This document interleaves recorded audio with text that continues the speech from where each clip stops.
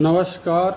आइए आगे बढ़ते हैं और दशम भाव के फलों के बारे में आपको फल बता रहे हैं। अब यह जो भाव फल बता रहे हैं भावेश के फल के बारे में 12 भावों में, तो भाव रत्नाकर की जो है फलों की व्याख्या है। अब अगर आपका दशमेश अपने से पंचम जा रहा है, लग्न से दूसरा, तो इस तरह में जातक जो है धन का जो है, अब पंचम से पूर्व के कर्म देखे जाते हैं, तो इस तरह के जातक जो है अगर नौकरी के लिए अप्लाई करते हैं तो उनको कहीं ना कहीं चूक होती है, या तो उनका पूर्व का कर्म जो है साथ दे दिया तो उनको छोटे में यानी कि जो है थोड़े में ही काम उनका हो जाता है, सिलेक्शन हो जाता है।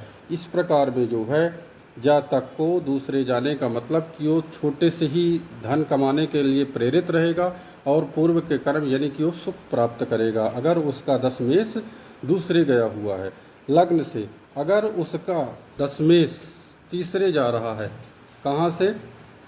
लग्न से और अपने से छठा, तो अपने से छठा जाने का मतलब तीसरे से पराक्रम, जातक छोटे से ही संघर्ष करेगा, मेहनत करेगा और उसको जो है रोग ऋण शत्रु यानी जीवन भर संघर्ष काम के प्रति करना पड़ेगा। अगर आपका दशमेश चौथे जा रहा है लग्न से और यहाँ से सप्तम, तो इस तरह में जातक का जो है कर्म करके, अब ये जो है सप्तम से अपने भाव को देखेगा तो इसमें बहुत वृद्धि होगी और उसको जो है अच्छा कार्य मिलेगा। उसी कार्य से वह कुशलता पूर्वक अपने घर का सुख प्राप्त करेगा, विवाह का सुख प्राप्त करेगा। अगर उनका सप्तम, उनका दशमेश 1 2 3 4 अगर चौथे जा रहा है, तब इस तरह का जातक बहुत ही धनवान, लेकिन हाँ माता का स्वास्थ्य खराब हो सकता है। अब क्या होता है कि ग्रह शुभ है या अशुभ, ये भी चीज़ें देखना है। अगर ग्रह शुभ होगा तो अच्छा फल करेगा, अशुभ है तो थोड़ा सा जो है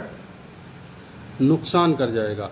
अब अगर आपका दशमेश पंचम में है, तो पंचम अब ये जो है यहाँ से 5 और जो है 1 2 3 4 5 7 8 5 8 आ गया, तो 8 आ गया, तो 8 में से हो सकता है कि आपके आसपास के लोग जो है आपको जो है अचानक नुकसान पहुंचाएं।